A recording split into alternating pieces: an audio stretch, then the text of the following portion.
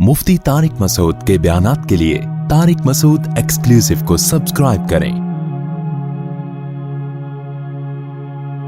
Tariq Masood exclusive.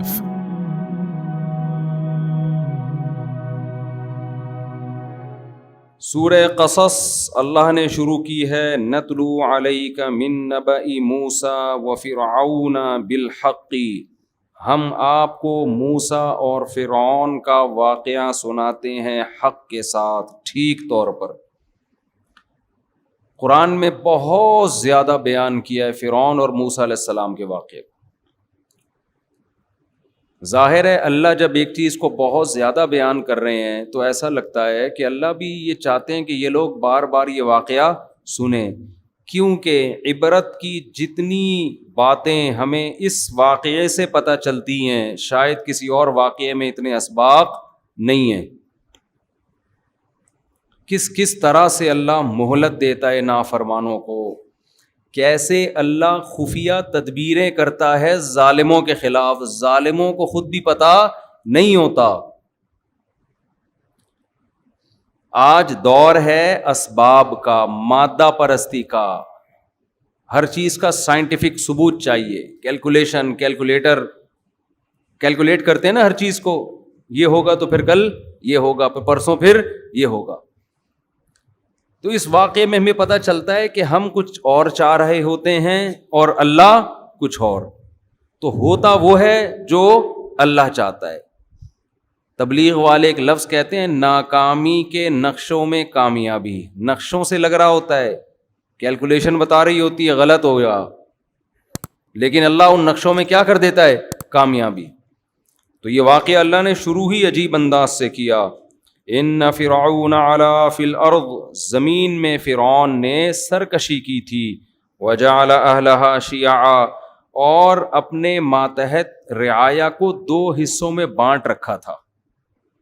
Government का काम होता है अपनी आवाम के साथ एक जैसा सुलूक करे, ये नहीं कि आप उनको क्या कर दें, डिवाइड कर दें, लेकिन उसने डिवाइड कर रखा था।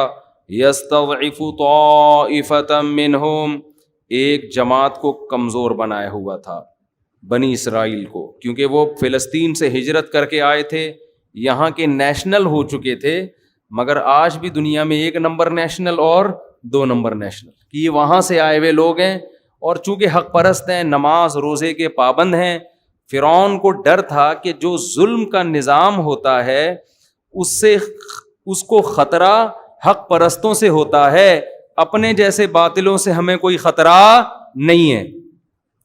तभी तो आज मुसलमान सबसे कमज़ोर हैं, दुनिया में पिट रहे हैं, लेकिन दहशत गर्दी का ताना किसको दिया जाता है, मुसलमानों को। हालांकि बेचारे तो दहशत गर्दी का शिकार हैं पूरी दुनिया में, लेकिन एक नज़रिया है, एक सोच है, एक दीन है, बाकी दुनिया में किसी के पास कोई सोच और नज़रिया बचा ही नहीं है। हक और बातिल की डेफिनेशन किसी के पास नहीं है। आप किसी एथियस्ट को मेरे सामने बिठा दो, मैं तो बहुत छोटा आदमी हूं, मैं उससे सिर्फ ये पूछूंगा अच्छे की डेफिनेशन क्या है और बुरे की डेफिनेशन। क़यामत आ जाएगी, वो अच्छे की को डिफाइन ही नहीं कर सकता कि अच्छे की डेफिनेशन क्या है। तो जब अच्छे की डेफिनेशन का पता नहीं है, अच्छाई की डेफिनेशन का पता नहीं है, तो अच्छे की डेफिनेशन कहां से पता चलेगी। गुस्सा आना शुरू हो जाता है फिर। अबे जब अच्छाई को नहीं डिफाइन कर सकते तो जिसमें अच्छाई होती है वो अच्छा होता है ना। तो जब अच्छाई को डिफाइन नहीं कर सकते तो ये कैसे पता चलेगा कि इसमें ये अच्छाई है या नहीं है। फिर जब नहीं है तो ये अच्छा है या बुरा है। हालांकि पूरी दुनिया का इत्तेफाक है कि there are two types of इंसान, एक अच्छे और एक बुरे। तो बुराई की डेफिनेशन ही नहीं है आपके पास। तो इसलिए आज से 100 साल अभी फिर वही उस तरफ चला जाऊंगा मैं, छोड़ो अभी हम, फिर ये वाक़या रह जाएगा हमारा ना, हमारी अपनी तकरीर ज़्यादा शुरू हो जाती है। तो अल्लाह ताला फरमाते हैं कि फ़िरऔन ने क्या किया था, यस्तज़इफ़ु, दो हिस्सों में डिवाइड कर रखा, ये 2 नंबर और ये 1 नंबर। अपनी कौम के जो लोग थे गैर मुस्लिम, उसको खुदा मानने वाले, उनको बड़े अच्छे अच्छे ओहदे दिए हुए थे। सुप्रीम कोर्ट का जज बनाया हुआ था किसी को चीफ ऑफ आर्मी बनाया हुआ था, किसी को अपना मुशीर ख़ास बनाया हुआ था, और बनी इसराइलियों को लिफ्ट कराने के लिए तैयार نہیں تھا. اتنا ظلم کہ اس کو جب خطرہ ہوا کہ نسل ان کی بہت تیزی سے بڑھ رہی ہے, نسل ان کی, کیونکہ مذہبی لوگوں کی نسل ہمیشہ زیادہ اسپیڈ سے بڑھتی ہے, کیونکہ وہ یہ فیملی پلاننگ کے نظریات سے متاثر نہیں ہوتے. اور اگر کوئی مذہبی آدمی متاثر ہے تو مذہبی ہے نہیں, وہ ایک لبادہ اڑا ہوا ہے اس نے دین کا, اس کے دل میں توکل, اللہ پہ اعتماد اور صحیح حدیث کی ویلیو اس کی نظر میں ہے نہیں. ابھی میں نے کینسر کے اسپیشلسٹ ڈاکٹر ہیں ان کا انٹرویو لیا, انہوں نے بتایا, میرا آن دا ریکارڈ موجود ہے میرے چینل مفتی طارق مسعود اسپیچز پر, کہ جو بریسٹ کینسر ہے نا اس کی ایک بڑی وجہ لڑکیوں کی دیر سے شادی بھی ہے, نسل کو روکنا بھی ہے, سمجھتے ہو, تو یہ بھی ایک بہت بڑی وجہ ہے. تو نیچر سے لڑو گے نا برباد ہو جاؤ گے, فائدہ نہیں ہوگا. خیر, تو فرعون نے کیا کرنا شروع کیا نسل کم کرنے کے لیے نا, کیونکہ اس کو پتا تھا, اتنی سینس فرعون میں بھی تھی کہ جس قوم کا گروتھ ریشو بڑھتا ہے پاورفل وہی ہوتی ہے, وہی پاورفل ہوتی ہے. تو فرعون نے کیا کیا, اب فیملی پلاننگ کے طریقے تو اس زمانے میں ایجاد نہیں ہوئے تھے کہ ان کو تمیز سے فری میں خواتین گھروں میں گردش کرتیں اور ان کو سمجھاتی تمہارے وسیع تر مفاد کے لیے 2 بچے ہی اچھے. ایکچولی ایجوکیشن اور فیس بچوں کی کہاں سے, کنوینس کا خرچہ, پھر ایکچولی دیکھیں عورت کی صحت, یہ ٹوپی ڈرامے فرعون کو نہیں آتی. یہ آج کل کے فرعونوں نے سیکھے ہوئے ہیں یہ, کہ قتل بھی نہ کرو اور کام ایسا کرو کہ کام قتل سے بڑھ کر ہو جائے, بدنامی بھی نہ ہو. تو فرعون تو سیدھا سیدھا اس نے کیا کیا, بھائی پیدا ہونے سے تو روک نہیں سکتے ہم, یہ ٹائم پہ شادیاں بھی کرتے ہیں. ان کے مذہب میں شادیاں بھی زیادہ تھیں, بنی اسرائیل میں 4 سے زیادہ شادیاں الاؤ تھی حضرت موسیٰ کے مذہب میں. تو انہوں نے کہا بھائی یہ تو اب حل یہی ہے کہ جو لڑکے پیدا ہو رہے ہیں ان کو ذبح کر دو, لڑکیوں کو زندہ چھوڑ دو, لڑکوں کو قتل کر دو. کیونکہ نسل جو مضبوط ہوتی ہے وہ کس سے ہوتی ہے, لڑکوں سے. مرد زیادہ ہوں گے تو نسل مضبوط ہوگی. اور کسی نے اس کو بتا بھی, کوئی نجومی وجومی نے ٹوپی ڈرامہ نہیں کیا تھا, خوب سمجھ لو. لوگ کہتے ہیں نجومی نے فرعون کو بتایا تھا تیری نسل میں ایک بچہ پیدا ہوگا جو تیری حکومت کا خاتمہ کرے گا. نجومیوں کو ککھ بھی نہیں پتا ہوتا. کسی نجومی نے بتایا ہوتا نا, فرعون رکھ کے ایک تھپڑ لگاتا, اس کو بولتا اپنا کام کر جا کے. اتنی سینس فرعون میں بھی تھی کہ ان نجومیوں کو, جن کے پاس پہننے کی چپل نہیں اور کپڑے نہیں ہوتے, وہ تمہیں کیا بتائیں گے کل کا. تو یا تو فرعون کو خواب آیا تھا یا اس کو ویسے ہی خطرہ تھا کہ مجھے خطرہ کس قوم سے ہے. عین ممکن ہے اس سے اندازہ لگایا ہو کہ ہمیشہ لیڈر اس قوم میں پیدا ہوئے ہیں. یوسف علیہ السلام مصر میں کہاں تھے, بنی اسرائیل میں سے تھے نا, تو لیڈر ہمیشہ اس قوم میں. تو مجھے خطرہ اسی قوم میں کوئی لیڈر پیدا نہ ہو جائے, کیونکہ بعض قومیں اچھی ہوتی ہیں لیڈر سے محروم. لیڈر اگر قوم کے پاس نہیں ہے تو کتنی اچھی قوم ہو, بھیڑ بکریوں کی طرح اس کی حیثیت ہوتی ہے جیسی ہم لوگوں کی حیثیت ہے. سمجھتے ہو, لیڈر خاندانی مل جائے تو قوم بھی خاندانی بن جاتی ہے پھر. لیکن خاندانی لیڈر کی سلیکشن کے لیے پہلے سے تھوڑا بہت خاندانی ہونا ضروری ہے. اب دیکھیں کیا ہوتا ہے, اللہ خیر کرے. تو ہمارے ایک استاذ تھے, وہ اپنا واقعہ سناتے تھے کہ ایک شاگرد اپنے استاذ کے پاس آیا, کہنے لگا اگر آپ میرے استاذ نہ ہوتے نا میں آپ کو اتنی گالیاں دیتا, لیکن آپ چونکہ میرے استاذ ہیں اس لیے میں احترام کر رہا ہوں. تو انہوں نے کہا تو نے میرا بیڑا تو غرق کر ہی دیا ہے. تو زیادہ میں ڈیٹیل میں نہیں جانا چاہتا. اچھا خیر, تو بھائی اللہ تعالیٰ قرآن میں فرماتے ہیں کہ اچھا فرعون کو یہ خطرہ ہوا کہ میری قوم میں ایسا کوئی, بنی اسرائیل میں ایسا, یا تو خواب آیا یا اس کو یہ خطرہ ہوا کہ بھئی یہاں کوئی ایسا لیڈر پیدا ہو سکتا ہے. درباریوں نے بھی اس کو مشورہ دیا ہوگا نا, وہ جو چمچے ہوتے ہیں. تو فرعون نے کیا کیا, اتنا ظالم, جہاں خبر ملتی کہ ان کے ہاں بیٹا پیدا ہوا ہے اس کو ذبح کر دیتا. ذبح کر, کتنا چیخیں چیختی ہوں گی مائیں. قرآن کہہ رہا ہے ان فرعون علا فی الارض وجعل اہلہا شیعا یستضعف طائفۃ منہم یذبح ابناءہم ویستحیی نساءہم انہ کان من المفسدین. واقعی بڑا فسادی تھا وہ. ونرید, الفاظ دیکھو قرآن کے, ہم نے ارادہ کیا ان نمن علی الذین استضعفوا فی الارض, زمین میں جو سب سے کمزور ترین قوم ہے ہم اس پر احسان کریں, ہم اس پر احسان کریں. وَنَجْعَلَهُمْ أَئِمَّةً, اے اللہ کیا احسان کرے گا اس قوم پہ, ظلم سے بچا لے گا, یہ یہاں سے بھاگنے میں کامیاب ہو جائیں گے, یا فرعون کے دل میں کچھ رحم آئے گا, یہی ہو جائے گا نا. نا نا نا نا, اللہ کہتے ہیں ہم نے سوچا کہ ہم کایا پلٹ دیں. نجعلہم ائمۃ, زمین کا امام ان کو بنا دیں ہم. حکومت کس کو دے دیں؟ ان کے ہاتھ میں حکومت آ جائے, اور زمین صرف حکومت نہیں, زمین کی باغ ڈور, مضبوط خلافت, مضبوط حکومت اس کمزور ترین قوم کے پاس آ جائے. وَنُمَكِّنَ لَهُمْ فِي الْأَرْضِ, اور زمین میں ہم ان کو مضبوط ٹھکانہ دے دیں. الیکشن والی حکومت نہیں کہ 5 سال میں پھر ڈر لگا رہے کہ دوبارہ فرعون اگلے الیکشن میں جیت جائے. وَنُمَكِّن, تمکین کہتے ہیں مضبوط ٹھکانہ, ایسی پاورفل حکومت کے اپوزیشن کا کوئی خطرہ ہو ہی نہیں.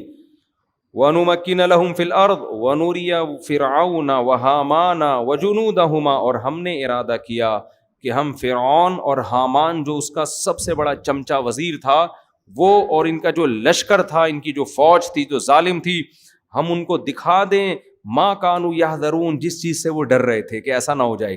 تو ہم نے کہا ہم ایسا کر کے دکھائیں گے. کیسے اللہ نے انتظام کیا؟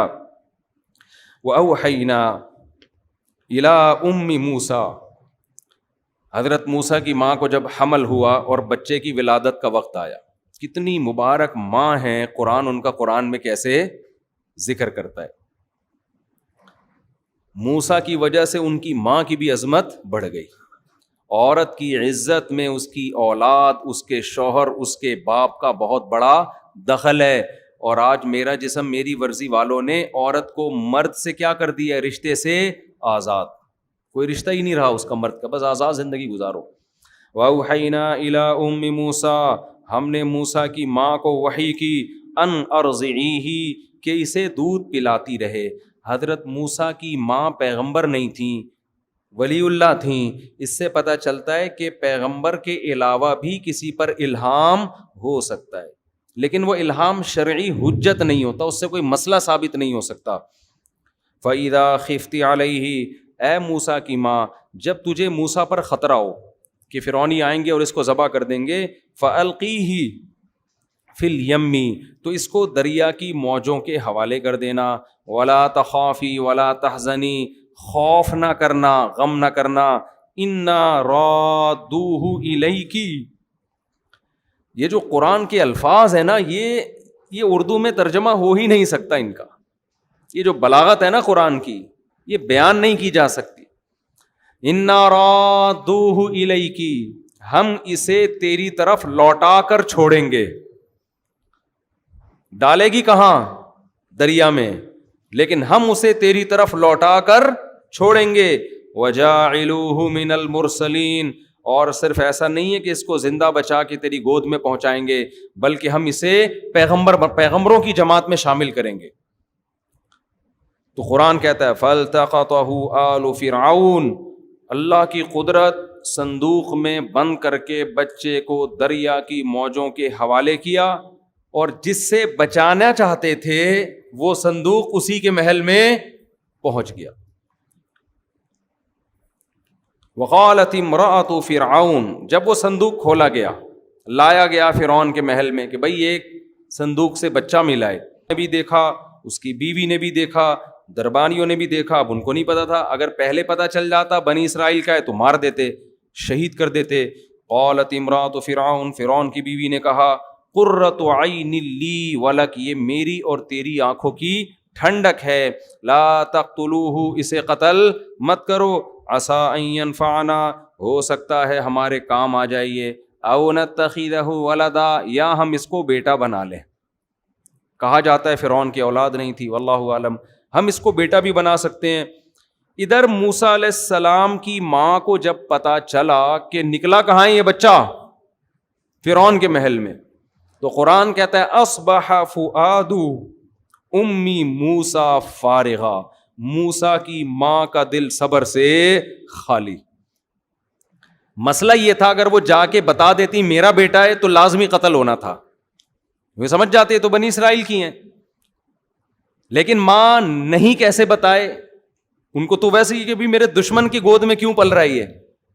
تو قرآن کہتا ہے ان کادت لتبدی بہ، قریب تھا کہ موسیٰ کی ماں جا کے بتا دیتی میرا بیٹا ہے میرے حوالے کرو. مائیں عورتیں جذبات میں ایسا کام کر لیتی ہیں نا جس سے ان کو فائدے کے بجائے نقصان. جیسے آج کل عدالتی کھلے لے لے کے نا گھر بیٹھ جاتی ہیں, بعد میں جب پتہ چلتا ہے نا وہ پرانا والا گیا اور نیا والا مارکیٹ میں کوئی اویلیبل مناسب ریٹ پہ نہیں ہے, پھر پرانے والے سے رابطہ کر رہی ہوتی ہیں, اور اس کے دل میں اتنی نفرت بیٹھ چکی ہوتی ہے, اتنی بیٹھ چکی ہوتی ہے, وہ اگر رکھتا بھی ہے تو وہ عزت نہیں دیتا کہ ایک دفعہ بھاگ چکی ہے گھر سے. یہ مسلم لیگ میں سابق دور حکومت میں کسی خاتون نے آواز اٹھائی تھی اس خلا کے کیس کے خلاف کہ اس سے عورتیں برباد ہو رہی ہیں, مردوں کے بجائے عورتوں کو نقصان زیادہ ہو رہا ہے, کیونکہ عورت کی طبیعت میں جلد بازی میں شوہر نے کہیں غصے میں تھپڑ لگا دیا, فوراً جا کے خلا کی ڈگری لے لی, پھر بعد میں خیال آیا یہ ہوا کیا میرے ساتھ. عورت کی طبیعت میں جلد بازی ہے, وہ جلدی میں ایسے فیصلے کر لیتی ہے جس سے بعد میں وہ پچھتاتی ہے. بہت عورتیں اپنا نقصان کر چکی ہیں یہ عدالتی خلوں سے, لیکن مسلم لیگ کی خاتون نے آواز اٹھائی تھی 8-10 سال پرانی بات, اس آواز کو دبا دیا گیا. تو ایسا ہوتا ہے مارکیٹ میں, اچھی باتوں کو ہماری اسمبلیوں میں الحمدللہ کبھی بھی, اور اس سے بڑے بے وقوف ہم لوگ ہیں, ابھی پھر مجھے غصہ دلاؤ گے تم لوگ. اچھا خیر, تو بھائی قرآن کیا کہتا ہے, قریب تھا کہ وہ بتا دیتی کہ میرا بیٹا ہے, لیکن قرآن کہتا ہے لولا ربطنا علی قلبہا, ہم نے ان کے دل کو مضبوطی سے باندھ دیا.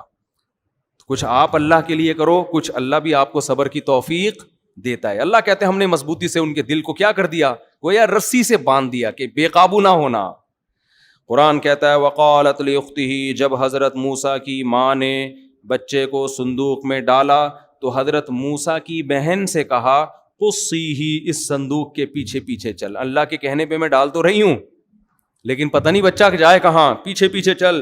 فبصرت بہ عن جنب وہم لا یشعرون, موسیٰ کی بہن چپکے اس صندوقچے کو دیکھتی رہیں, فرعونیوں کو پتا نہیں چلا.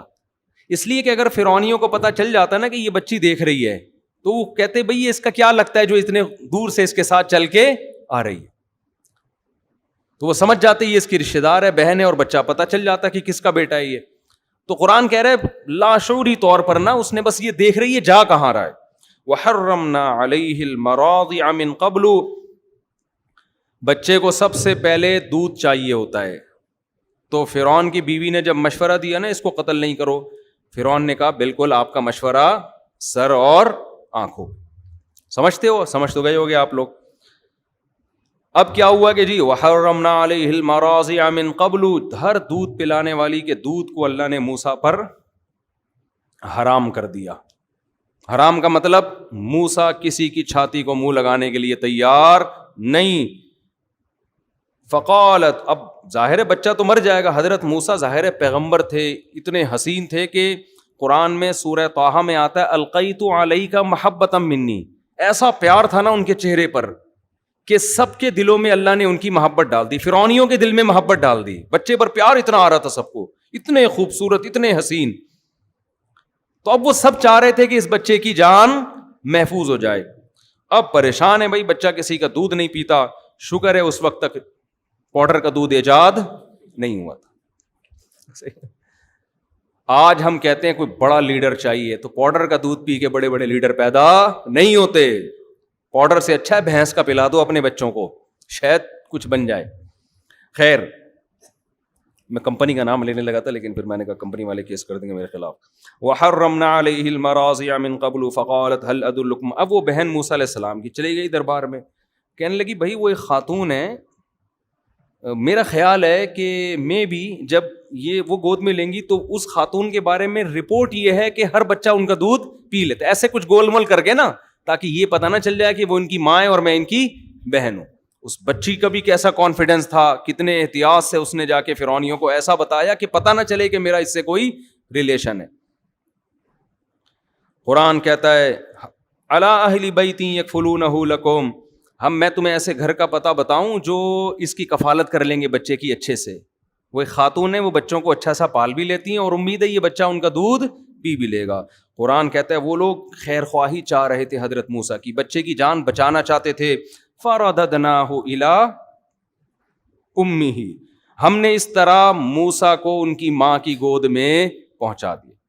پہلے زمانے میں دستور تھا، مالدار گھرانوں کی عورتیں بچے پیدا کر کے دائیوں کے حوالے کر دیتی تھی کہ بس پیار کروانے کے لیے دن میں 3-4 دفعہ زیارت کروا دیا کرو، باقی ساری ٹینشن کس نے اٹھانی ہے؟ تم نے، اور جب تھوڑا سا انگلی پکڑ کے چلنے کے قابل ہو جائے تو پھر ہمارے حوالے کر دینا۔ تو میں مالدار عورتوں سے کہتا ہوں جو بڑی ڈیسنٹ قسم کی لائف گزارنا چاہتی ہیں، بچے پیمپر ویمپر ان ٹینشنوں، اور اس کی وجہ سے وہ نسل روک لیتی ہیں، تو روکنے سے بہتر ہے پیدا کر کے دائیوں کے حوالے کر دو۔ میاں سے بولو جہاں اتنا خرچہ کر رہے ہو وہاں ایک دائی رکھ لو، وہ پال پوس کے تھوڑا جب چلنے پھرنے کے قابل ہو جائے گا تو تمہارے حوالے کر دے گی، اس میں کوئی حرج نہیں ہے۔ نہ پیدا کرنے سے بہتر ہے کسی سے پلوا لو۔ ہمارے نبی صلی اللہ علیہ وسلم کی کو بھی تو حضرت دائی حلیمہ کے حوالے کیا گیا نا، تو کوئی بات نہیں، آپ کسی اور سے پلوا لیں جہاں اتنا خرچہ ہو رہا ہے، لیکن روکنے سے بہتر ہے کہ کسی سے پلوا لیں ہم۔ خیر، تو قرآن کہتا ہے فرددناہ الی امہ کی تقر عینھا، ہم نے موسیٰ کو ان کی ماں کی گود میں پہنچا دیا تاکہ ان کی آنکھیں ٹھنڈی ہو جائیں، ولا تحزن، اور وہ غم نہ کرے، ولتعلم، اور موسیٰ کی ماں کو یقین آ جائے، ان وعد اللہ حق، کہ اللہ جو وعدہ کرتا ہے سچا کرتا ہے۔ اللہ نے کہا تھا اس کو صندوق کے حوالے کر دے، میں اسے تیری گود میں پہنچاؤں گا۔ قرآن کہتا ہے وَلَمَّا بَلَغَ أَشُدَّهُ، موسیٰ علیہ السلام فرعون کے محل میں بھرپور جوانی کو پہنچ گئے، وَاسْتَوَىٰ، اور تمام اعضاء درست اور سیدھے ہو گئے۔ بچہ ہوتا ہے نا، اس میں کبھی ادھر چال ادھر گر رہا ہے، کبھی ادھر گر رہا ہے، بات کرتا ہے، لڑکھڑا رہا ہے، بات میں جان، جب جوانی کی دہلیز پہ پہنچتا ہے اس میں جمال پیدا ہو جاتا ہے ہر لحاظ سے متناسب۔ تو قرآن کہہ رہا ہے جب بھرپور جوانی کو موسیٰ علیہ السلام پہنچے، آتیناہ حکما وعلما، ہم نے آپ کو علم اور حکمت سے نوازا، ابھی نبوت نہیں ملی۔ وَكَذَلِكَ نَجْزِي الْمُحْسِنِينَ وَدَخَلَ الْمَدِينَةَ عَلَىٰ حِينِ غَفْلَةٍ مِّنْ أَهْلِهَا، اب آپ مصر شہر میں نکلے، دوپہر کو سب سو رہے تھے تو حضرت سب قیلولہ کیا کرتے تھے، ہمیشہ سے انسانوں میں رواج رہا ہے، جب سے انگریزوں کی حکومت آئی ہے نا دنیا میں، قیلولہ مارکیٹ سے کیا کر دیا انہوں نے، شارٹ کر دیا، چائے پہ لگا دیا، سگریٹ پہ لگا دیا، پان گٹکے تمباکو پہ لگا دیا۔ اللہ تعالیٰ انگریزوں کو ہدایت کاملہ عاجلہ عطا فرمائے، ٹھیک ہے نا۔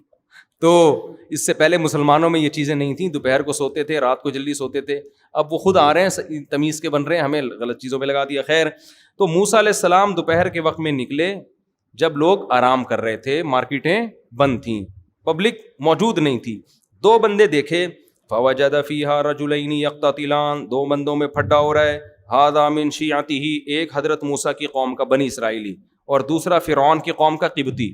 تو قبطی لوگ اکثر ظلم کرتے تھے بنی اسرائیلیوں پر نا، کمزور سمجھ کے تنگ کرتے تھے۔ حضرت موسیٰ سمجھ گئے کہ یہ قبطی ہے جو بنی اسرائیلی کو تنگ کر رہا ہے، تو فاستغاثہ الذی من شیعتہ، جو موسیٰ کی قوم کا آدمی تھا اس نے مدد کے لیے بلایا کہ حضرت آپ مدد کریں، یہ مجھے تنگ کر رہا ہے۔ موسیٰ علیہ السلام قریب گئے اور جو فرعونی تھا فوکزہ، اسے ایک مکہ مارا لڑائی چھڑوانے کے لیے۔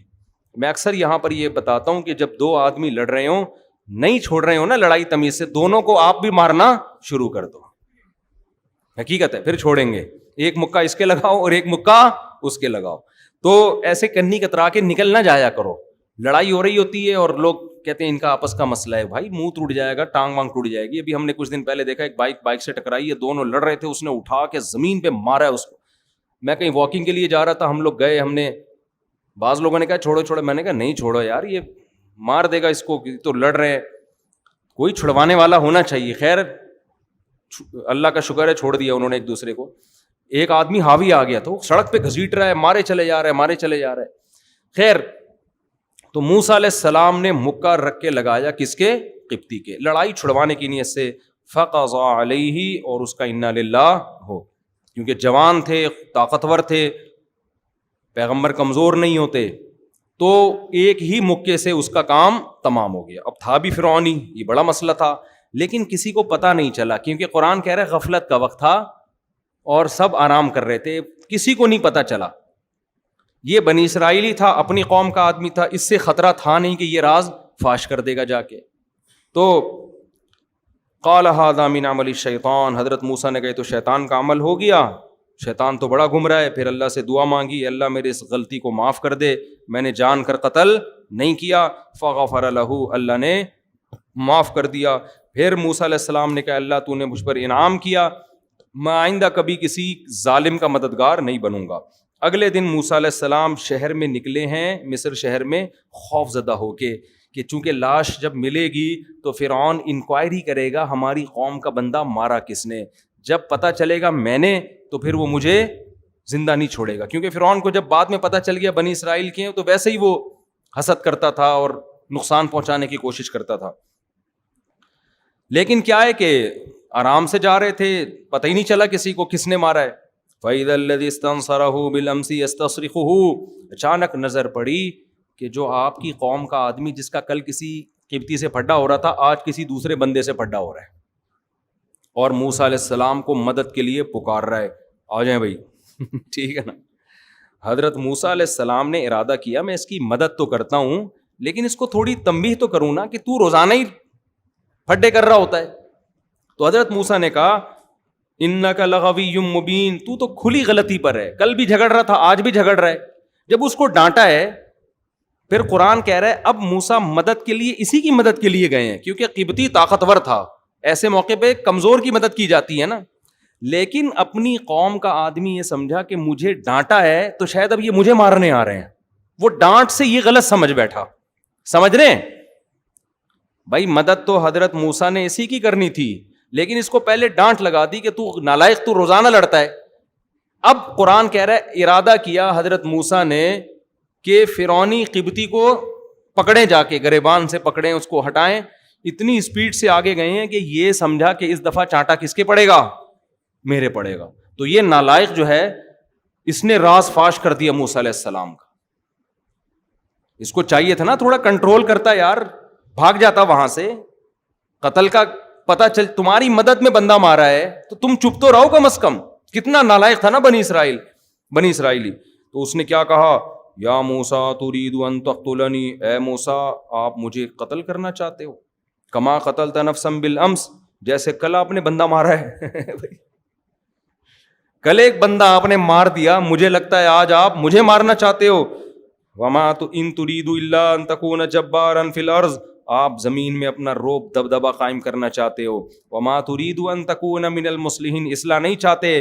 آپ کو میں مدد کے لیے بلا رہا ہوں تو چھڑوا کے چلے جاؤ, آپ بندے ہی مارنا آپ نے شروع کر دیے, تو آپ کی نیت اصلاح کی نہیں ہے. اب بات ایک دم لیک آؤٹ ہو گئی نا جب شور مچایا اس نے. اس کو پتا چل گیا اچھا بھائی کل بندہ انہوں نے مارا تھا.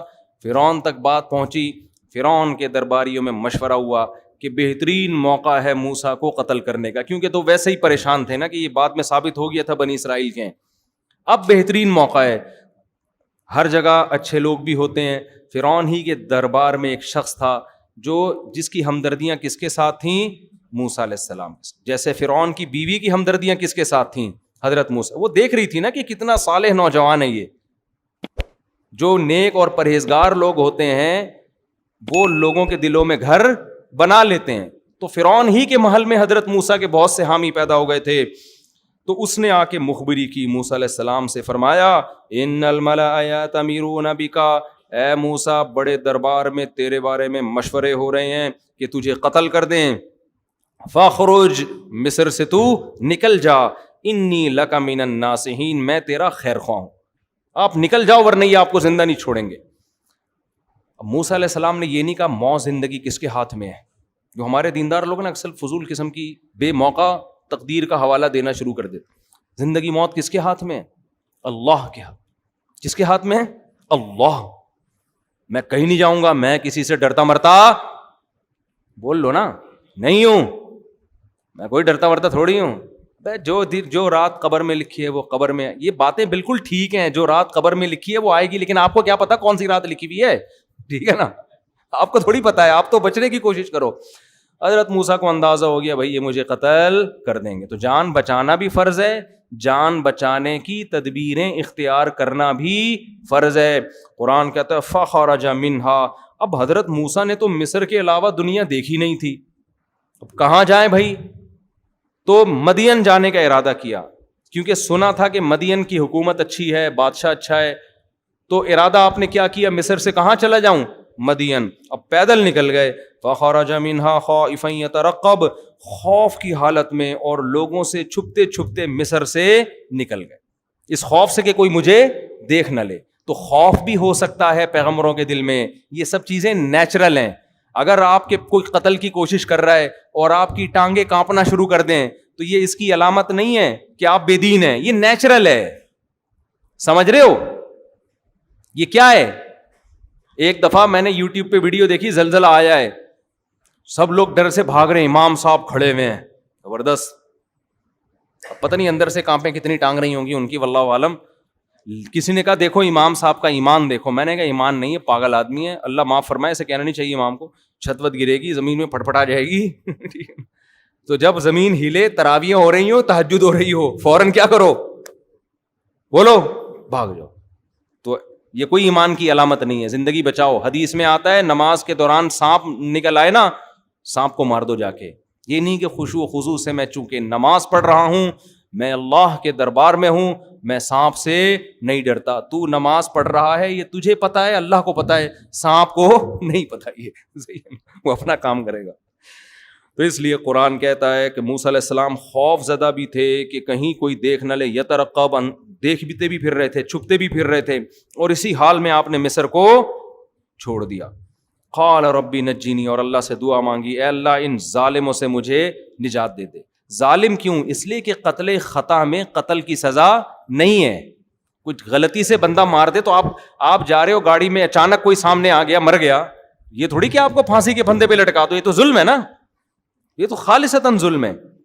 ولما توجہ تلقاء مدین, پھر مدین کی طرف رخ کیا اور کہا عسیٰ ربی ان یہدینی سواء السبیل, مجھے اپنے رب سے امید ہے وہ مجھے سیدھا راستہ دکھا دے گا. راستہ مجھے معلوم نہیں ہے لیکن اور کوئی آپشن نہیں ہے, تو چلو بس مدین کی طرف رخ کر کے نکلتے ہیں, اللہ مدد کرے گا. ولما ورد ماء مدین, ورود عربی میں کہتے ہیں پانی کے کنویں پہ آنا یا پانی کے گھاٹ پہ آنا. حضرت موسیٰ سب سے پہلے مدین جب پہنچے ہیں تو کنویں پہ پہنچے, اس لیے کہ انسان کی سب سے بڑی ضرورت کیا ہے؟ پانی. پہلے زمانے میں بھی لوگ پانی تلاش کرتے تھے, جہاں پانی ہوگا وہاں آبادی ہوگی. تو حضرت موسیٰ بھی جب مصر میں پہنچے تو کہاں پہنچے؟ کنویں کے قریب. وجد من دونہم امرأتین تذودان, دیکھا کچھ دور دو لڑکیاں کھڑی ہوئی ہیں اور وہ ہٹا رہی ہیں, یعنی پانی نہیں پینے دے رہی ہیں اپنے جانوروں کو یا اپنے مویشیوں کو. ووجد, اچھا, امۃ من الناس یسقون, اور بہت سے لوگ مرد جو ہے نا وہ مجمع میں گھسے ہوئے اور پانی نکال کے پلا رہے ہیں انسانوں کو یا اپنے مویشیوں کو, اور وہ لڑکیاں دور کھڑی ہوئی ہیں. تو حضرت موسیٰ کو ان کمزوروں پہ ترس آیا. ترس یہ آیا کہ یہ تو ان کا نمبر آنے میں تو کئی گھنٹے لگ جائیں گے. اب یہ شرم کی وجہ سے مردوں کے مجمع میں نہیں جا رہی ہیں, اور مرد اتنے ڈھیٹ, ان کو یہ خیال نہیں آ رہا کہ یار ہمارا مجمع ختم ہوتے ہوتے یہ تو کھڑے کھڑے, دھوپ بھی تھی وہاں بہت, ان کا تو بیچاریوں کا سخت نقصان ہوگا. تو ہم ہی کچھ غیرت دکھا کے خواتین کو کہتے ہیں پہلے آپ پانی نکال لیں, اور ہے بھی کوئی بہت زیادہ نہیں, دو لڑکیاں ہیں نا. تو یہ اس قوم کو سوچنا چاہیے تھا نا یہ, لیکن قوم میں غیرت نہیں تھی. حضرت موسیٰ حالانکہ خود تھکے ہوئے تھے اور خود مسافر تھے, لیکن حضرت موسیٰ کو ان لڑکیوں پہ ترس آیا. یہ ایک ایک چیز سیکھنے کی ہے میرے بھائی. آپ گھننے بن کے کہیں وقت نہ گزارا کریں. کوئی پڑا ہوا ہے, ایکسیڈنٹ میں پڑا ہوا ہے, کوئی کسی کے ساتھ کوئی مسئلہ ہے, کنی کترا کے نکل گئے آپ. شریعت نے ہمیں حکم دیا ہے اگر کوئی محتاج نظر آتا ہے آپ کو معاشرے میں جس کی آپ مدد کر سکتے ہیں تو وہاں کنی کترا کے نہ نکلیں. آپ جا رہے ہو, گٹر کا ڈھکن کھلا ہوا ہے, آپ تھوڑی سی انکوائری کریں, بھائی کوئی گر جائے گا اس میں. لوگ کیا کرتے ہیں, بائک یوں سائڈ سے گھمائی, یوں گھنٹہ لگا کے نکل لیے, بس ہم نکل لیے, ہم بچ گئے, باقی جو آ رہا ہے مرے. اسپیڈ بریکر بعض دفعہ اندھیرے میں بنا دیے جاتے ہیں, لوگ آ کے مر رہے ہیں. ابھی ہمارا گارڈ زخمی ہوا ہے ایک مسجد کے باہر, انہوں نے مسجد وہ کیا روڈ بلاک کر دیا. روڈ جو بلاک کیا ہے نا, ایک درمیان سی پٹی لگا کے, وہ پٹی بائک والوں کو دور سے نظر نہیں آ رہی, اسپیڈ کے ساتھ آتے ہیں, جب قریب آتے ہیں تو پٹی نظر آتی ہے, اور کئی بائک والے گر چکے تھے وہاں. ہمارا گارڈ بھی وہاں گرا اور اچھی خاصا زخم آیا اس. وہ کہہ رہے میں نے وہاں جا کے بتایا جو لوگ بیٹھے ہوئے تھے, یار یہ کتنے لوگ گر چکے ہیں؟ تو انہوں نے کہا ہاں کیلکولیشن کر کے بتا رہے یار 8-10 بندہ اب تک گر چکا ہے. کسی کو توفیق نہیں ہو رہی یار, کچھ تو کرو بھائی, تمہارے سامنے لوگ گر رہے ہیں, تم روڈ پہ آ کے کھڑے ہو جاؤ. لیکن نہیں, جب تک 25-30 جنازے نہیں اٹھیں گے کسی کو خیال نہیں آتا. تو یہ سیکھنے کی چیز ہے. قرآن اس واقعے کے ایک ایک پہلو کو بیان کر رہا ہے. موسیٰ علیہ السلام کو ان پہ ترس آیا کہ بھائی ان بیچاریوں کا نمبر تو بہت دیر سے آئے گا. تو ان کے پاس آئے, کہنے لگے ما خطبکما, تمہاری کیا حالت ہے؟ قالتا لا نسقی, انہوں نے کہا ہم مجموعوں کے مردوں کے بیچ میں نہیں گھس سکتے. حتی یصدر الرعاء وابونا شیخ کبیر.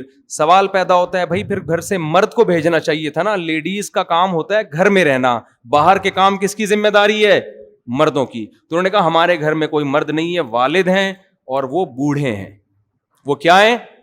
وہ بوڑھے ہیں. فسقا لہما, حضرت موسیٰ نے ان سے ڈول لیا اور ایسے کر کے جا کے پانی نکالا ہے اور جا کے ان کو ڈول پکڑا دیا. ثم تولی الی الظل. اب موسیٰ علیہ السلام کی نیت تو اللہ کی رضا کے لیے ان لڑکیوں کی خدمت تھی اور کوئی ذہن میں مفاد نہیں تھا, لیکن چونکہ مسافر تھے, کوئی ٹھکانہ نہیں ہے, کوئی جیب میں پیسے نہیں ہے کہ کہیں کھانا ہوٹل پہ خرید لیں, ہے بھائی کچھ بھی نہیں ہے. اب تھوڑی سی حضرت موسیٰ کو امید ہوئی کہ شاید یہ لڑکیاں ابا کو جا کے بتائیں کہ میں نے ان کی خدمت کی ہے اور ابا شاید کچھ مجھے بلا کے ایک آدھ ٹائم کے کھانے کا انتظام کر دیں. نیت تو یہ نہیں ہے لیکن امید ہو گئی. تو اب ان لڑکیوں سے نہیں کہہ رہے کہ دیکھو تم اپنے باپ کے پاس جا کے بتاؤ کہ میں ایک مسافر آدمی ہوں, میں نے تمہاری خدمت کی ہے, میں مسافر ہوں, کھانے پینے کا انتظام نہیں ہے, تو اگر ایک آدھ ٹائم کے کھانے کا انتظام ہو جائے تو بڑی نوازش ہوگی, باقی تفصیل میں ابا سے مل کے بتاؤں گا یہ ہوا کیا ہے میرے ساتھ.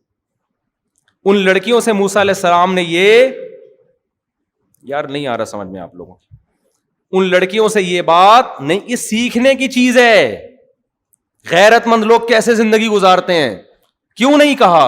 اس لیے کہ ان لڑکیوں کے دل میں خیال آ جائے گا اچھا یہ جو ڈول وول سے پانی پلایا ہے تو اس میں ان کا مفاد تھا. آج بسوں میں نہیں کھڑے ہوتے, پہلے نماز روزے کی ترغیب دے کے اپنا چورن بیچ رہا ہوتا ہے. پھر میں ایک دفعہ پنڈی جا رہا تھا بس میں, اس نے بتایا نماز پڑھیں ٹائم پہ, پابندی پہ, جتنے مسافر ہیں میں نے کہا ماشاء اللہ یار کتنا نیک آدمی, ہم مسافروں کو پہلے سے نماز کی ترغیب دے رہا ہے. اس کے بعد اس نے ٹافی نکالی, گلے کو صاف کرتی ہے, پھیپھڑوں کو آرام دیتی ہے. تو یہ ہوتا ہے, ٹھیک ہے نا. تو انہوں نے نہیں کہا اس لیے کہ ان کے دل میں خیال آ جائے گا کہ بھائی یہ لیبل خدمت کا اور اصل میں ان کا مقصد کچھ اور. تو ان سے نہیں کہا لیکن اللہ سے کہا, اس لیے کہ ہم اللہ کے بہرحال محتاج ہیں, اللہ سے ہم نے استغنا نہیں کرنا. اللہ سے کہنے لگے, چھاؤں میں آ کے کھڑے ہوئے درخت کے نیچے اور پھر دعا مانگنے لگے, ربی انی لما انزلت الی من خیر فقیر, اے اللہ اگر تو نے میرے لیے کسی خیر کا ارادہ کر لیا ہے نا, یہ جا کے ابا کو بتائیں گی, ابا شاید مجھے کچھ پیسے ویسے دے دیں اس خدمت کے, تو اگر ایسا ہے تو میں اس کا محتاج ہوں, ایسا ہو جائے, ٹھیک ہے, ایسا کیا ہو جائے, ہو جائے. تو ہمیں یہ بھی سکھایا جا رہا ہے لوگوں کی جیبوں پہ نظر نہ رکھو مگر اللہ سے مستغنی مت. اللہ سے یہی دعا مانگا کرو, اللہ جو تو خیر چاہتا ہے نا میرے لیے, بے شک اس ذریعے سے چاہتا ہے تو اسی ذریعے سے دے دے, مجھے قبول ہے, مجھے کیا ہے, قبول ہے. اللہ نے دعا سن لی. قالت احداہما فجاءت احداہما تمشی علی استحیاء. ادھر حضرت موسیٰ دعا مانگ رہے ہیں, اللہ کوئی خیر کا اگر تیرا ارادہ ہے تو کر دے, میں محتاج ہوں, بھوک بھی لگ رہی ہے, کوئی ٹھکانہ بھی نہیں ہے, کچھ کر دے کوئی انتظام. اللہ نے دعا قبول کی. دونوں میں سے ایک حیا کے ساتھ چلتی ہوئی آئی, دونوں میں سے ایک حیا کے ساتھ چلتی ہوئی آئی اور کہنے لگی ان ابی یدعوکا, میرے والد نے آپ کو بلایا ہے, لیجزیک اجر ما سقیت لنا, آپ نے جو ہماری خدمت کی ہے ہمارے ابا آپ کو اس کے بدلے میں اجرت دینا چاہتے ہیں. خاندانی لوگ تھے یا نہیں تھے؟ آئے ہائے کیسے, دیکھو ایک ایک چیز سیکھنے کی ہے. کوئی آپ کی فری میں خدمت کر رہا ہو اس کی زیادہ خدمت کرو آپ. جب وہ اتنا بڑا دل کر رہا ہے تو آپ اس سے بڑا دل کر کے دکھاؤ. ہمارے ہاں جو فری میں کر رہا ہے اس کو نچوڑتے رہتے ہیں کہ تو فری پھوکٹ کا ملا ہوا ہے نا, اس کو تو جوس بنا کے اس کا پی لو. اور جو جتنا تیز ہوگا نا, ڈیڑھ ہوشیار, باس کو نچوڑنے کی کوشش کرے گا, اس کو کھلاتے رہیں گے. مخلص لوگوں کی ہمارے معاشرے میں قدر, نہ مخلص ملازم کی قدر ہے, نہ مخلص باپ کی قدر ہے, نہ مخلص اولاد کی قدر ہے, نہ مخلص بیوی کی قدر ہے, نہ عورت کو مخلص شوہر کی قدر ہے. بیوی مخلص ہے جس کی آپ پہ کے مال پہ نظر نہیں ہے, وہ کہتی ہے بچا بچا کے آپ کو واپس کر دیتی ہے, کھلاؤ اس کو خوب دبا کے کھلاؤ. بولو بھائی جب تیرا دل اتنا بڑا ہے, بیگم یہ لو یہ 5,000 کا نوٹ, بس میرا ویسے ہی دل کر رہا تھا. نہیں نہیں, جو تیز عورت ہوگی وہی تمہارے بٹوے سے پیسے نکالے گی, جو شریف ہے تم اس کا جہیز بھی کھا جاؤ گے. اور دوسری طرف بھی یہی معاملہ ہے, میاں اگر شریف ہے سرنج سے نا اس کا خون نکال کے اپنے بھائیوں کے چڑھا دے گی. تو اس لیے کوشش کیا کرو تمہارے ماتحتوں میں جو اگر تمہیں لگے نا کہ یہ مخلص ہے تو اس کے مانگنے سے پہلے اس کو دے دیا کرو. ایک انگریز کا قول ہے کافر کا, لیکن بڑی اچھی بات ہے. اس نے کہا اپنے ماتحتوں کو کبھی باؤنڈ نہ کرو اپنے پاس کہ وہ کہیں اور جانا چاہیں تو تم روک کے رکھو. نہ نہ نہ, یہ ظلم ہے ان کو کہیں اور اچھی جگہ مل رہی ہے, بولے جاؤ بھائی. کمپنی والے آج کل مجھے اب تو نہیں بلاتے, پہلے کہتے تھے آپ ہمارے ملازمین میں بیان کریں کہ یہ ہمیں چھوڑ کے جائیں نہیں. ان کو کم بختوں کو ہم سکھاتے ہیں, جہاں اچھی جاب ملتی ہے وہاں بھاگ جاتے ہیں. میں نے کہا یہ تو میں بھی ہوتا تو میں بھی یہی کرتا. آپ نے ان کو سکھایا اپنے لیے, اپنے فائدے کے لیے, تو ان کو اپنا فائدہ جب کہیں اور نظر آئے گا تو جائیں گے یہ. تو میں نے ان سے وہ انگریز کا قول نقل کیا کہ اپنے ماتحتوں سے کو کہیں بھی جانے سے مت روکو, سلوک اتنا اچھا کرو کہ وہ کہیں اور نہ جائیں. تو اگر کسی اور کمپنی سے ان کو اچھی آفر آ رہی ہے, آپ بولو میں تمہاری تنخواہ یہیں بڑھا رہا ہوں, تو نہیں جائیں گے. وہ نہیں بڑھا رہے تو پھر وہ تمہارے باپ کے غلام تھوڑی ہیں جو یہاں رہیں. چلو, تو موسیٰ علیہ السلام, وہ جو لڑکیاں تھیں نا, بس یہ ہم ختم کرنے ہیں پھر باقی کل کریں گے انشاءاللہ. تو وہ جو لڑکیاں تھیں ان کے والد بھی خاندانی, وہ یہ کر سکتے تھے کہ چلو کسی نے فری میں پلا دیا بس ٹھیک ہے جاؤ بھائی چھوڑو بس, اللہ اس کو جزائے خیر دے. لیکن ان کے باپ نے قدر کی کہ ایک طرف اتنے نالائق لوگ کہ بیٹیوں کو ایسا نہیں کر رہے کہ لیڈیز فرسٹ, بھئی آپ پہلے آ جائیں. ایسے نالائقوں میں اگر ایک ایسا ہے جو فری میں اتنی خدمت کر رہا ہے, ترس آ رہا ہے, تو ہمیں بھی دل بڑا کرنا چاہیے, اس کو اس کی اجرت ہم دیں گے. تو دونوں میں سے ایک آئی حیا کے ساتھ. حیا کے ساتھ بھی اللہ نے ذکر کیا اس لیے کہ اللہ کو عورت میں حیا کا عنصر پسند ہے. اس لیے میں کہتا ہوں اللہ کا واسطہ, خواتین جس طرح سے بائکوں پہ بیٹھتی ہیں نا دونوں پاؤں ایک طرف کر کے, اس میں حیا زیادہ ہے. اس کلچر کو تبدیل کرنے کی کوشش مت کرو. حیا ایسی چیز نہیں ہے جو ہم لغت سے نکال کے دکھائیں کہ کس طرح حیا ہے. حیا دیکھنے سے پتہ چل جاتی ہے, دیکھنے سے پتہ چل جاتی. ہاں اس میں یہ خطرہ ہوتا ہے کہ پاؤں کپڑا نہ الجھ جائے, اس کا کوئی متبادل تلاش کرو. کیونکہ بعض خواتین اس طرح بیٹھتی ہیں کہ بائک کے اس میں نا چین میں برقع پھنستا ہے, چادر پھنستی ہے, تو چین کور ہونا چاہیے. چین کور ہو تو پھر نہیں پھنستا. تو سمٹ کے بیٹھے ہیں تاکہ کپڑا پہیے میں پھنسنے کا خطرہ نہ ہو. باقی اس پہ بخاری مسلم کی حدیثیں پیش کرنا کہ اونٹ میں خواتین ایسے بیٹھتی تھیں, یہ پاگلوں والی حرکتیں ہیں. یہ اونٹ میں تو اس طرح بیٹھ ہی نہیں سکتی, اور بائک کو آپ اونٹ پہ قیاس نہ کرو. یہی وجہ ہے کہ آج آپ کوئی بھی علماء صلحاء دیکھیں گے, حتیٰ کہ جو یہ دلائل دے رہے ہیں نا کہ اس طرح بیٹھنا چاہیے, ایک پاؤں ادھر ایک پاؤں ادھر کر کے, وہ بھی اپنی بیوی اور بہنوں کو اس طرح نہیں بٹھاتے بائک پر. ان کو پتہ ہے کہ اچھا نہیں لگے گا یہ عمل دیکھنے میں.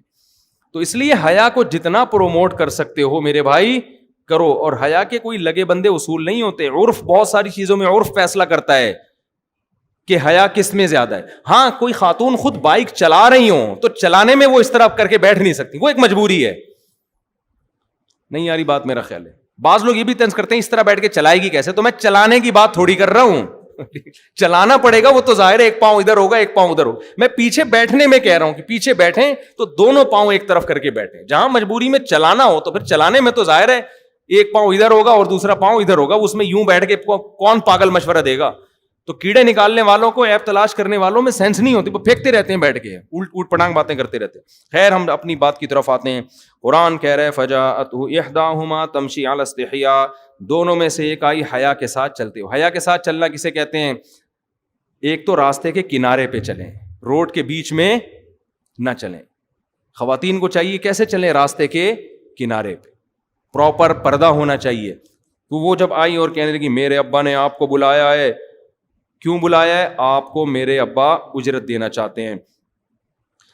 حضرت موسیٰ علیہ السلام چلے گئے, وہ تو پہلے ہی امید لگا کے بیٹھے ہوئے تھے. انہوں نے کہا اللہ نے میری دعا قبول کر لی. اس سے صاف پتہ چل رہا ہے استغنا کی بھی ایک لمٹ ہے.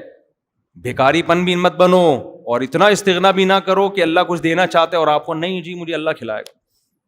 تو قرآن کہتا ہے قالت احداہما، ہاں موسیٰ علیہ السلام آئے تو ابا نے جب موسیٰ علیہ السلام سے بات چیت کی تو پھر پوری تفصیل پوچھی، آپ ہو کہاں سے، آپ ہو کہاں سے. حضرت موسیٰ نے اپنا پورا واقعہ بیان کر دیا. بھائی میں ایسے فرعون کے محل میں پڑا ہوں، بڑا ظالم ہے، ہماری قوم کے ہزاروں بچوں کو قتل کر دیا اور مجھے بھی تنگ کرتا تھا، ایک قبطی کا مجھ سے قتل ہو گیا. پوری صاف بات کی موسیٰ علیہ السلام نے،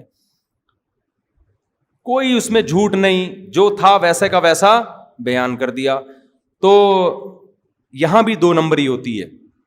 ایک اجنبی آدمی جس کو پتا ہے مجھے اس کنٹری میں کوئی رشتہ ملے گا نہیں، اس کا جب کسی گھر میں جانا ہو اور 2 لڑکیوں کی خدمت بھی کر چکا ہو تو اس کو داماد بننے کی بھی ایک لالچ پیدا ہو سکتی ہے نا. تو یہاں وہ حقیقت نہیں بیان کرے گا بلکہ جھوٹ موٹ کے کاروبار اور بزنس پیش کرنا شروع کر دے. ایکچولی میرا مصر میں بڑا بزنس ہے اور میں بزنس کے سلسلے میں یہاں آیا. یہ بھی گڑبڑ ہوتی ہے. حضرت موسیٰ نے کچھ نہیں، کیونکہ کوئی لالچ نہیں بھائی کسی سے. اس لیے میں کہتا ہوں رشتے لینے جایا کرو، جو ہو وہ بیان کر دیا کرو، ہونا ہوگا ہو جائے گا. جھوٹ بول کے اچھی جگہ شادی سے بہتر ہے کسی خراب جگہ شادی کر لے سچ بول کے، وہ پھر بھی پائیدار ہوگا معاملہ. دھوکہ نہیں دے انسان کسی کو. موسیٰ علیہ السلام نے اپنی پوری کہانی سنائی، بھائی میرے ساتھ یہ ہوا. تو وہ کہنے لگے لا تخف نجوت من القوم الظالمین، اب خوف نہ کرو، اللہ نے تمہیں ظالموں سے نجات دے دی ہے. قالت احداہما یا ابت استاجرہ، دونوں بیٹیوں میں سے ایک نے مشورہ دیا کہ ابا ہمارے گھر میں کوئی بھائی نہیں ہے، ہماری بکریاں چرانے کے لیے ہمیں ایک اچھا ملازم چاہیے، ایسا ملازم جو ایماندار بھی ہو اور طاقتور بھی ہو. ایماندار اس لیے گھر میں لڑکیاں ہیں، آپ بعض دفعہ مزدوروں کو لے کر آتے ہیں، وہ گھر کی عورتوں کو جھانکنا تاکنا شروع کر دیتے. میں نے دفعہ ایک مزدور کا انتظام کیا، مجھے کسی نے کہا اس کو نہیں رکھو. میں نے کہا کیوں؟ کہہ رہے اس کی عادت ہے کمبخت کی، جس گھر میں مزدوری کرتا ہے ان کی عورتوں کو جھانکتا ہے جا کے. مشہور ہے ماشاء اللہ، اللہ نے اتنا نوازا ہے کہ اس فیلڈ میں کیا ہو گیا ہے، مشہور ہو گیا. اس کا کام ہی یہی ہے کمبخت کا. پنکھا ٹھیک کرنے میں یا پلستر کرنے میں اتنا ٹائم نہیں لگاتا جتنا جھانکنے تاکنے میں لگاتا. ابھی ایک مزدور پٹا ہے، چھت پہ چڑھا ہوا جھانک رہا تھا کسی کے گھر میں، اوپر شٹرنگ کا کام کر رہا ہے اور جہاں کسی کے گھر وہ لڑکوں والوں نے دیکھ لیا، اس کو بلا کے طبیعت سے کوٹ پیٹ کے اس کے اگلے پچھلے سارے گناہ معاف کر دے. لیکن یہ ایسے ٹھرکی ہوتے ہیں کہ یہ پٹ پٹ کے دوبارہ وہی کام کر رہے ہوتے ہیں. تو گھر میں آپ جب کسی بندے کو رکھتے ہو سب سے پہلے اس میں امانت دار ہو، کسی کی بہو بیٹی کے ساتھ خیانت نہ کرے. نمبر 2، اس لحاظ سے بھی امانت دار ہو کہ ڈیوٹی پابندی سے کرے، ورنہ خیانت کرنا شروع کر دے. آپ حضرت موسیٰ نے بکریاں چرائیں، میرا تجربہ ہے آپ اپنی بکری خود پالتے ہو، اتنی اسپیڈ سے بڑھ رہی ہوتی ہے، چرواہے کو دے دو، بڑھنے کے بجائے چھوٹی ہونا شروع ہو جائے گی روز بروز. اس کی اپنی بکریاں بڑھ رہی ہوں گی، آپ کی کیا ہونا شروع ہو جائیں گی. میں نے بکری کا بچہ دیا، وہ اتنے کا اتنا ہی ذبح کیا، پھر ہم نے 1 سال کے بعد بڑھا ہی نہیں. کھلاتے ہیں نہیں، چلا کے اپنے جانور کو بڑے ٹائٹ طریقے سے پال رہے ہوتے ہیں. تو بچیوں نے کہا کہ سب سے بہتر ملازم جو گھر میں ملازمت کے لیے وہ ہے نمبر 1 ایماندار ہو، نمبر 2 طاقتور ہو. خالی نیک ہونا بھی کافی بولو نا نہیں ہے، کیونکہ آپ بعض دفعہ ایسا آدمی ملازم رکھ لیتے ہو کہ اس کی تنخواہ اتنی نہیں ہوتی جتنا اس کو کھلانے پلانے گلوکوز کی بوتلیں چڑھانے پر خرچ ہوتا ہے. آپ یہ بھی میرے پاس ایسے کیسز بھی آ چکے ہیں. تو صحت مند ہونا چاہیے. تو یہ صحت مند بھی ہے. صحت کا اندازہ اور ایمانداری کا اندازہ ان بچیوں نے اتنی دیر میں کیسے لگا لیا؟ سوال پیدا ہوتا ہے نا بھائی. ان کی تو 2 ملاقاتیں ہوئی ہیں اور ایک دم انہوں نے فیصلہ کر لیا کہ ایماندار بھی ہیں اور طاقتور بھی.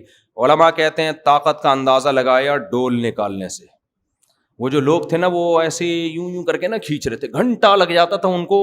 ہمارے حضرت تو پوری نقل کر کے بتاتے تھے نا، ای کی چی چی کی آوازیں آ رہی ہوتی تھی. ڈول بھی بڑے بڑے ہوتے تھے پہلے.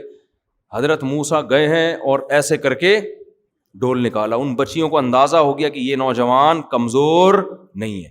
اور امانت کا اندازہ ایسے ہوا کہ اس پورے پروسیس میں انہوں نے دیکھا کہ ان کی نگاہیں مسلسل زمین پر جھکی ہوئی تھی. ایک دفعہ بھی انہوں نے لڑکیوں کی طرف نگاہ اٹھا کے نہیں دیکھا.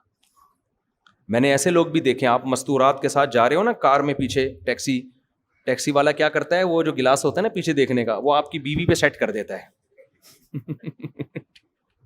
یہ گرلز اسکول جو ہوتے ہیں نا، گرلز ان میں جو وین پہ نہیں آ رہے ہوتے، وین میں لے جانے کے لیے جو ڈرائیور ہوتے ہیں ان میں بہت ہوتا ہی ہے. ایسے شادیاں ہوئی ہیں, ہمارے ایک جاننے والے تھے, وہ اب تو پرانا ہو گیا, ان کو نہیں پتا چل, تو بچے بھی ان کے بڑے ہو گئے, بچپن کا واقعہ ہے. وہ لڑکیوں کے اسکول میں نا لڑکیوں کو لے کے جاتا تھا وہ لڑکا, تو وہاں اس نے ایک لڑکی پہ سیٹ کیا ہوا تھا وہ گلاس, وہ نہیں جو پیچھے دیکھنے کی, آنکھ مٹکا ہوا ہے, اور بالآخر الحمدللہ دونوں کی شادی ہوئی. چلو اچھا ہوا شادی ہو گئی, بچے بھی ہو گئے ماشاءاللہ, ہنسی خوشی زندگی گزر رہی ہے ان کی. تو اس طرح بھی ہوتا ہے بھائی, ٹھیک ہے شادی ہونا تو ٹھیک ہے, لیکن ابا نے اس لیے تھوڑی بٹھائی ہے بچی کے آپ گلاسز سے اس کو جھانکو, آپ ویسے ہی پیغام بھیج دیتے. اور ایسے بھی ہم نے اچھے لوگ دیکھے ہیں کہ وہ اس کا خیال کرتے ہیں کہ بھائی آپ جب اگلے پر اعتماد کر رہے ہیں تو آپ اس کے اعتماد کو ٹھیس نہ پہنچائے. ایسے بھی لوگ میں نے دیکھے ہیں, آپ اپنی وائف کے ساتھ بیٹھے ہو, وہ فوراً گلاس کو وہ ایسی جگہ فٹ کر دیتے ہیں کہ کسی عورت پہ نظر نہ پڑے ان کی. تو یہ عورتوں کو بہت جلدی پتہ چل جاتا ہے کہ کس کی آنکھوں میں مکاری ہے اور کس کی آنکھوں میں حیا ہے. یہ مردوں کو پتہ نہیں چلتا, یہ عورتوں کو 2 منٹ میں پتہ چل جاتا ہے. تو ان لڑکیوں نے حضرت موسیٰ علیہ السلام کی آنکھوں سے اندازہ لگا لیا کہ یہ اجنبی ہو کے کسی کے ساتھ خیانت نہیں کر رہے. نظر مستقل کہاں ہے؟ نیچے. اور بعض علماء نے یہ بھی لکھا ہے کہ حضرت موسیٰ نے جب ان لڑکی نے کہا نا کہ آپ میرے والد کے پاس چلیں, تو حضرت موسیٰ نے کہا کہ میں آگے چلتا ہوں, آپ پیچھے. ممکن ہے یہ ایسا ہو, واللہ عالم. خیر ان کو اندازہ ہو گیا, تو اس لیے اب بس یہ 2 آیتیں پڑھ کے بیان ختم کرتا ہوں. تو وہ جو لڑکیوں کے والد تھے نا, یہ کہا جاتا ہے کہ شعیب علیہ السلام تھے, لیکن اس کی کوئی دلیل ہے نہیں. ان لڑکیوں کے دیکھو, باپ کو سب سے زیادہ فکر بیٹی کے بالغ ہونے کے بعد اس کی شادی کی ہوتی ہے. جو غیرت مند باپ ہے, سب سے زیادہ فکر کس کی ہوتی ہے؟ جو غیرت مند باپ ہے نا, اس کو فکر ہوتی ہے مجھے اپنی بیٹی کے لیے رشتہ چاہیے. آج کل یہ فکر ختم ہو گئی, بلکہ بچی بتا بھی دیتی ہے نا ابا کو کہ وہاں شادی کرنی ہے, تو ابا 2 لگ کے تھپڑ لگاتے ہیں اس کے. شرم نہیں آتی بھی ایجوکیشن ہے, ایکچولی شروع ہو جائے گا پھر. تو جو غیرت مند ہے, ہمیں یہ واقعہ اللہ اتنی تفصیل سے کیوں بیان کر رہے ہیں؟ یہ کوئی معاذ اللہ کہانی ہے, ایک ایک پہلو سے سبق دلانے کے لیے کہ وہ لڑکیوں کے والد نیک آدمی تھے, تو وہ مسلسل تلاش میں تھے مجھے اپنی بیٹی کے لیے کوئی اچھا شوہر چاہیے. تو ان کو اندازہ ہو گیا کہ یہ اس آدمی میں 2 کوالٹیز ہیں, نمبر 1 صحت اچھی ہے, نمبر 2 ایماندار ہے. تو داماد کی سلیکشن میں بھی 2 چیزیں دیکھی جاتی ہیں, صحت مند ہو اور ایماندار ہو. ہمارے ہاں ان 2 کو اگنور کر کے روکھڑا دیکھا جاتا ہے, کماتا کتنا ہے. اگر وہ ایماندار نہیں ہے, کماتا ہے, خدا کی قسم یہ کمائی عذاب جان بن جائے گی. اسی کمائی سے وہ آئس پیے گا, اسی کمائی سے شراب پیے گا, اسی کمائی سے لڑکیوں کو جھانکا تاکی کرے گا. پیسہ تقوی کے بغیر آتا ہے تو عیاشی لے کر آتا ہے. دوسری بات یہ کہ پیسہ آنے جانے والی چیز ہے. اگر صحت ہے تو بندہ بزنس کر کے پیسہ کما لیتا ہے, ایمانداری نہیں ہے تو پیسہ وبال جان, اور صحت نہیں ہے تو جب آپ کے اندر کمانے کی طاقت نہیں ہے تو پھر میری طرح آپ سبزی والوں کو پیسے بانٹتے پھرو گے. مجھ میں تو تھی طاقت لیکن ٹائم نہیں تھا نا, تو وہی ہو جائے گا. اس لیے علماء کہتے ہیں کہ ایک آدمی اگر صحت مند ہے تو اس کی جیب میں پیسہ ہے یا نہیں یہ مت دیکھو, بلکہ ایسے موقع پہ قرآن کیا کہتا ہے, یکونوا فقراء یغنیہم اللہ من فضلہ, اللہ اپنے فضل سے غنی کر دے گا. جب بیوی آئے گی تو کھلانے کا خرچہ بھی اللہ دے دے گا. تو ان کے والد نے بھی دیکھا بھائی صحت مند ہے, کما سکتا ہے اور ہے بھی ایماندار, تو داماد میں یہ 2 چیزیں کافی ہیں. 2 چیزیں مل گئیں, فوراً اپنی بیٹی کا رشتہ موسیٰ علیہ السلام کے لیے پیش کر دیا اور کہنے لگے انی ارید ان انکحک احدی ابنتی ہاتین, کہ میں چاہتا ہوں ان دونوں میں سے ایک بیٹی کی شادی میں آپ سے کر. اسی وقت فیصلہ کیا ہے. کہاں گئے استخارے 6 مہینے کے بھائی, کہاں گئے وہ پتھر پہلے نگینے معلوم کروائیں کہ ان سے ملتا بھی ہے نگینہ کہ نہیں ملتا, اور جو ہے وہ استخارے نکلواؤ, اگر نیلا آیا تو پھر کر دو, پیلا آیا تو. بھائی داماد میں 2 چیزیں جب ثابت ہو گئیں اب کسی استخارے کی ضرورت نہیں ہے, فوراً. پھر یہ بھی نہیں کہا اچھا میں اپنے چاچا, ماموں, خالہ, پھپھو, ممانی, اور مصر سے میری کزن بھی آئی ہوئی ہے, اور ادھر فلسطین سے میرے نانا آئے ہوئے ہیں, ان سب کو میں بلا کے جرگہ ہوگا, وہ جرگہ فیصلہ کرے گا کہ اس بیٹی کی شادی آپ سے کرنی ہے کہ نہیں کرنی. جن خاندانوں میں بچیوں کی شادی کے لیے جرگے بیٹھتے ہیں ان میں بچیوں کی شادی کے علاوہ دنیا کا ہر کام ہوتا ہے. باپ کو اللہ نے اتھارٹی دی ہے, ہاں یا نہ اسی وقت کر دے. وہ سمجھتے ہو, باپ بہترین فیصلہ کرتا ہے. میری جب شادی ہوئی نا تو میری جو وائف ہیں الحمدللہ اور ان سے میری اولاد ہے, ان کے ابا نے رشتہ داروں کو بتائے بغیر ہاں کر دی تھی, کیونکہ میں دوسری کر رہا تھا نا. وجہ یہی تھی کہ وہ کہہ رہے ہیں یار ہم جب بتائیں گے نا دوسری تو کوئی بھی نہیں مانے گا. تو باپ کو پتا ہوتا ہے کہ یار میرے نے کیا فیصلہ کرنا ہے. تو انہوں نے مجھے یہ بتایا تھا کہ آپ جب نکاح پہ آئیں گے تو آپ نے بتانا نہیں ہے کہ میں دوسری کر رہا ہوں, آپ نے یہی شو کرنا ہے کہ میں کیا ہوں, کنوارا, کیونکہ پھر ایک نئی بحث چھڑ جائے گی. تو رشتہ داروں کو سمجھانا بڑا مشکل ہوتا ہے اور باپ ڈیسیجن لے سکتا ہے. تو لے لیا انہوں نے ڈیسیجن الحمدللہ, اللہ کے فضل سے آپ کے سامنے. میرا خیال 13-14 سال ہو گئے شادی کو. اگر وہ نہ فیصلہ کرتی نہیں, پہلے ماموں سے پوچھوں گا, چاچے مامے سارے, ابے کیا دوسری والے کو دے رہے ہو, ابے اس کے پہلے سے بچے, ابے پاگل ہو گئے ہو گیا. اتنی انکوائری ہوتی نا, اتنی انکوائری کمیشن آفیسر میں بھرتی ہونے کے لیے اتنی انٹیلیجنس خفیہ ایجنسیاں انکوائری نہیں کر رہی ہوتی جتنی باقی سارے کر رہے ہوتے ہیں. ان کو وہ خطرات نہیں ہوتے جو بیٹی کو گھر میں بٹھانے کے ہوتے ہیں. تو باپ صحیح فیصلہ کرتا ہے. اس لیے میں لوگوں سے کہتا ہوں کہ جب آپ کی بیٹی کے لیے کوئی پیغام نکاح بھیجے, زیادہ ادھر ادھر لوگوں کو لفٹ کرانے کی ضرورت نہیں ہے, خود فیصلہ کرو خود. سمجھتے ہو؟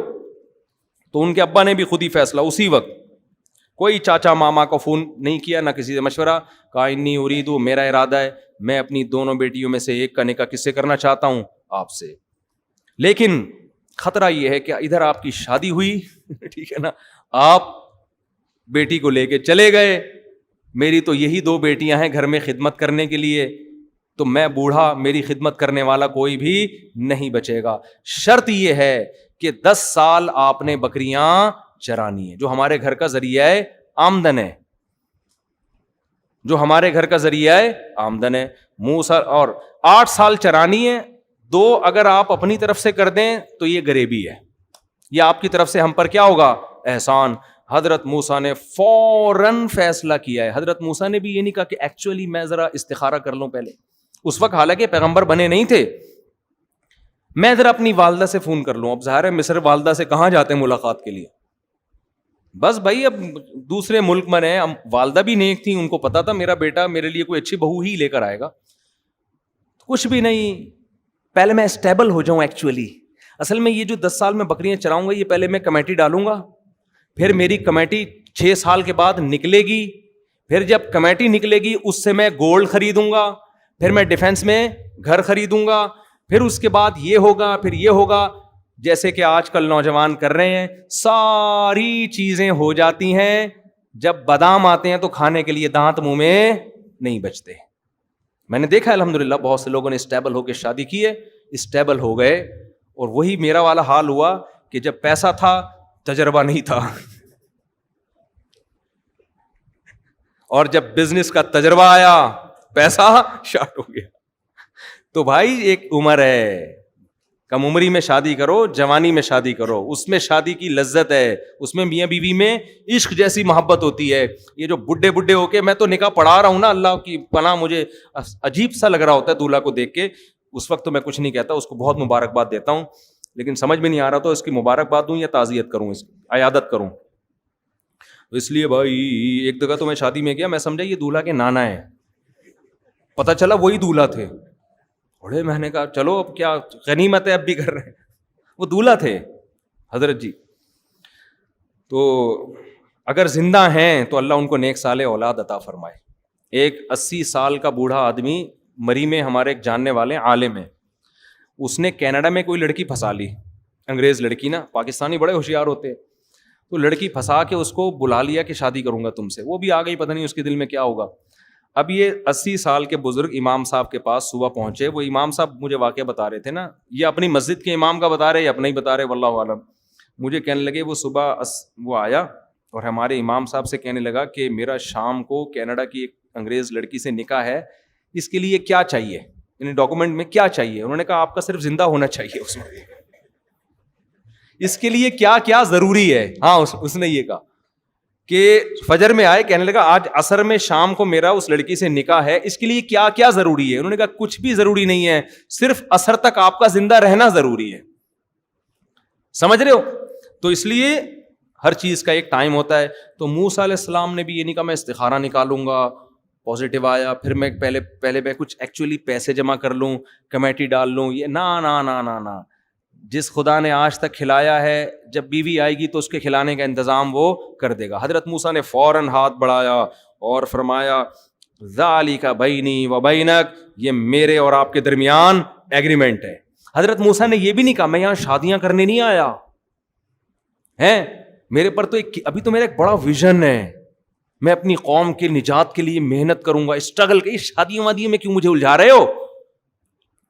ابھی تو میں اپنی قوم کا نجات دہندہ بنوں گا, میں واپس جاؤں گا اور میں ایک اسٹرگل کروں گا, محنت کروں گا, پھر مصر میں انقلاب آئے گا, پھر جب مصر کی حکومت کا خاتمہ ہوگا پھر میں انشاءاللہ آپ سے رابطہ کروں گا, آپ اپنا فون نمبر دے دیجیے مجھے, کانٹیکٹ نمبر دے دیں. نا نا نا بھائی, یہ سارے کام ساتھ ساتھ ہوں گے, پڑھائی بھی ساتھ ساتھ, آپ میڈیکل کالج میں پڑھ رہے ہیں وہ بھی ساتھ ساتھ, شادی بھی, بچے بھی. کوئی کام شادی کی وجہ سے نہیں رکے گا اور کسی کام کی وجہ سے شادی نہیں رکے گی. ایک وجہ سے رکے گی, کوئی لفٹ کرانے کے لیے تیار ہی نہ ہو, کوئی لڑکی نہ دے رہا ہو تو پھر ایک مجبوری ہے, پھر میرا دماغ آ کے مت کھایا کرو. تو قرآن کہتا ہے کہ موسیٰ علیہ السلام نے فوراً کہا ذالک بینی و بینک, یہ میرے اور آپ کے درمیان ایگریمنٹ ہے. ایم الاجلین قضیت, دونوں 8 سال یا 10 سال میں سے کوئی بھی مدت میں نے پوری کر دی, فلا عدوان علی, تو پھر مجھ پر کوئی حرج نہیں ہے. یعنی پھر میں اپنے اس ایگریمنٹ سے کیا ہو جاؤں گا, بری. واللہ علی ما نقول وکیل, اور ہم جو معاہدہ کر رہے ہیں اس پر کون گواہ ہے؟ اللہ گواہ ہے.